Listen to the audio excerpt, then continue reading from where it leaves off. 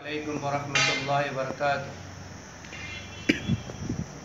मैं मजलिस उलमा शहर सिल्लोड़ की जानिब से तमामी शहरियान सिल्लोड़ और ख़ुसूसन हिंदुस्तानी तमामी बाशिंदों की तरफ ये पैगाम पहुँचाना चाहता हूँ कि अल्हम्दुलिल्लाह हमने शहरियान सिल्लोड़ के तमामी बाशिंदों को और हिंदुस्तानी अक्सर बाशिंदों को भी देखा है और न्यूज़ के ज़रिए से, अखबार के ज़रिए से, चैनलों के ज़रिए से बात सामने आई है कि जिस वबाई मर्ज़ के अंदर हम हिंदुस्तानी सतह पर आज मुलविस है, जिसे हम कोरोना वायरस मर्ज़ कहते हैं, इस वबाई मर्ज़ के अंदर हमारा तमामी हिंदुस्तान मुलविस हो चुका है और अक्सर अजला के अंदर, ज़िलों के अंदर रेड जोन तक की न्यूज़ें और पैगामात पहुँचे हैं, जहाँ पर वहाँ के रहवासी परेशान हाल हैं। लिहाजा मैं तमामी बिरादरान इस्लाम से और ख़ुसूसन माँ बहनों से और नौजवानों से ये अपील करता हूँ कि आज वबाई मर्ज़ में हमारा हिंदुस्तान जिस भुखमरी के अंदर, बेरोज़गारी के अंदर और माश की परेशानी में मुलविस है, हम तमाम उससे बखूबी वाकिफ़ हैं। लिहाजा तमामी हिंदुस्तानी बाशिंदों से और हिंदुस्तानी रहवासियों से ये दरख्वास्त की जाती है कि आप तमाम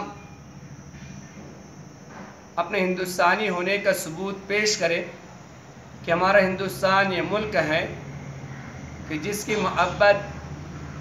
और अमन शांति और भाईचारगी का एक वक्त था, एक ज़माना था, एक टाइम था कि बैरून ममालिक जिसकी मिसालें पेश किया करते थे। अल्हम्दुलिल्लाह इस लॉकडाउन में और इस कोरोना वायरस मर्ज़ के अंदर हमने देखा है और अखबारी न्यूज़ के ज़रिए से, सोशल मीडिया के ज़रिए से बात सामने आई है कि हमने बग़ैर भेदभाव के, जात पात के उसी गंगा जमुना तहज़ीब को अपनाया है और हर एक की परेशानी को दूर करने की फ़िक्र की है। कभी राशन किट के ज़रिए से, कभी किराना सामान के ज़रिए से, कभी सब्ज़ी मंडी के ज़रिए से, कभी दवाखानों की परेशानियों को दूर करने के ज़रिए से, कभी रुकूमात के ज़रिए से एक दूसरे का भरपूर ताउन किया है और अल्हम्दुलिल्लाह आज तक हमें ये महसूस हुआ है कि हमारे हिंदुस्तानी भाई अमन शांति के साथ ज़िंदगी गुजार रहे हैं। भूख की शिद्दत में कई ऐसे हालात देखने में और सुनने में नहीं आए। ये अल्लाह रब्बुल इज़्ज़त का शुक्र है। हम उसी शुक्रगुजारी में तमामी बिरादरान इस्लाम से और ख़ुसूसन मुसलमानों से अपील करते हैं कि माह रमज़ान मुबारक जो बरकत वाला महीना था,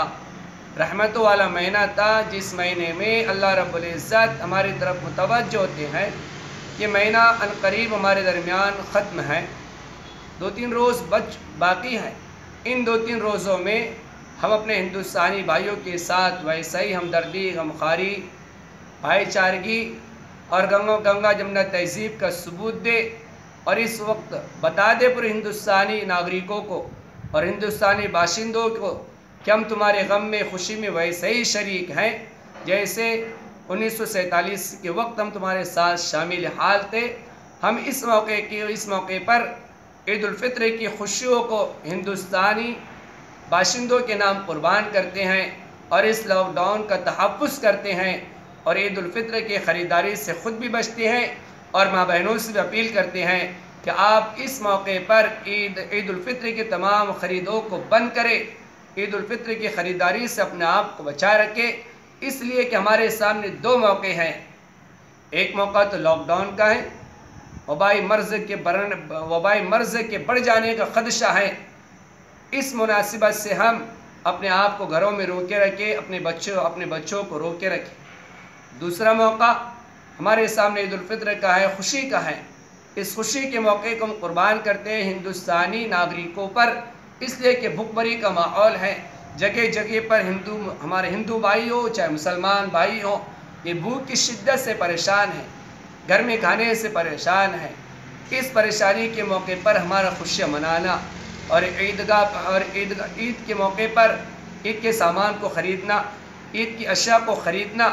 ہم یہ سمجھتے ہیں کہ سنت نبوی کے خلاف ہوگا کہ ایک جگہ پر تو ہم بھوک کی شدت سے پریشان ہیں اور دوسرے موقع پر مستحبات کو اپنانے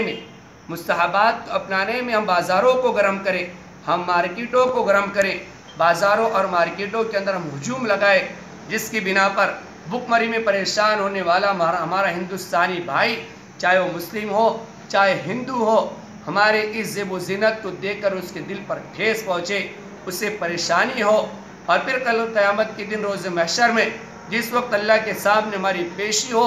اللہ رب العزت اس حدیث قدسی کو سامنے رکھتے ہوئے ہم سے پوچھے کہ میں بھوکا تھا،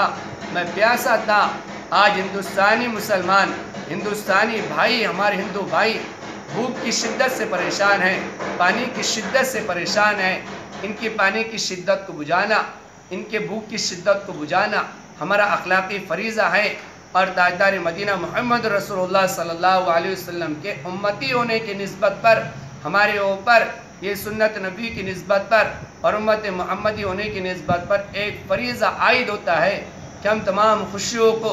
آج ہندوستانی ناگرکوں کو قربان کر دیں، اور ویسے ہی زندگی کو ویسے ہی عید الفطر منائے جیسے ہمارے اسلاف بیان کر رہے ہیں۔ خصوصاً ہمارے اکابرین میں سے حضرت مولانا سجاد نعمانی صاحب، حضرت مولانا ارشد مدنی صاحب اور اسی طرح دیگر بڑے بڑے اکابرین ہمیں اس بات کی طرف ہدایت اور پیغامات دے رہے ہیں کہ ہم عید الفطر کی خریداری نہ کریں، بلکہ اپنے گھروں کے اندر پرانے کپڑوں کے اندر جو بہتر کپڑے ہو کپڑے پہن کر عید کی نماز پرشاسن کی ہدایت کے مطابق جھوم نہ کرتے ہوئے اپنے اپنے گھروں کے اندر اپنے اپنے حالوں میں یا اپنے اپنے اعتبار سے وقتاً فوقتاً کم لوگوں میں 2-4 لوگوں میں جیسے پرشاسن ہمیں دعوت دے رہا ہے، ہدایت دے رہا ہے، لاک ڈاؤن کا خیال کرتے ہوئے، کورونا وائرس مرض سے حفاظتی تدابیر اختیار کرتے ہوئے ہم نماز عید ادا کرنے کی فکر کریں۔ ہمارے جو مسلمان بھائی نماز عید ادا کرنے سے باقی رہ جائیں، ان کے لیے دارالعلوم دیوبند کی طرف سے یہ فتویٰ صادر کیا گیا ہے کہ وہ نماز اشراق اپنے گھروں کے اندر 2-4 رکعت پڑھ کر اس کو ادا کرنے کی فکر کرے۔ بہرحال میں آخر میں تمامی ہندوستانی بھائیوں سے، چاہے مسلمان بھائی ہو چاہے ہندو بھائی ہو، ان سے ادب درخواست کرتا ہوں کہ اپنی زیب و زینت کی ساری چیزوں کو قربان کریں۔ ہمارے ہندو اور مسلم بھائیوں